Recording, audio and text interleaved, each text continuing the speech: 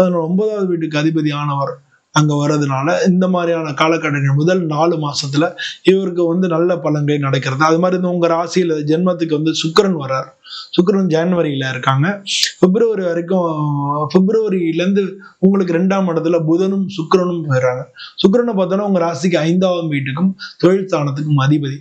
அதனால பார்த்தோம்னா உங்களுடைய வேலை, உங்களுடைய தொழில் இது சம்பந்தமான விஷயங்கள்ல உங்களுக்கு லக்கா இருக்கக்கூடிய, அதாவது அதிர்ஷ்டம் தரக்கூடிய, லாபம் தரக்கூடிய மாதங்களா நம்ம எடுத்துட்டோம்னா பிப்ரவரியிலேருந்து மார்ச் மாசம். பிப்ரவரியும் மார்ச்சும் உங்களுக்கு நல்லா இருக்கும். தொழில் ரீதியா நல்லா இருக்கும். எல்லாத்துலயும் உங்களுக்கு வெற்றிகள் கிடைக்கும். சக்சஸ் கிடைக்கக்கூடிய மாசமா இருக்கு.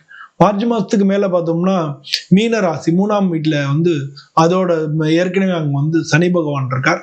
அவரு கூட போய் சுக்கிரன் சேர்ந்துடுறாரு, புதன் சேர்ந்துறாரு. நீங்க பொதுவாக இந்த மாதிரி காலகட்டங்களை பார்த்தோன்னா உங்களுக்கு 2ஆம் இடத்துல இருக்கக்கூடிய ராகு, 8ஆம் இடத்துல இருக்கக்கூடிய கேது. அதனால மகர ராசியில குடும்ப ரீதியான வாக்குவாதங்கள், பிரச்சனைகள், பிரிவினைகள் இதெல்லாம் வரலாம். நீங்க பொதுவாக பேசும்போது ஜாக்கிரதையா பேசணும். மற்றபடி ஒன்றும் பிரச்சனை இல்லை. உடல் ரீதியா ஜெரிமான கோளாறுகள் வரலாம்.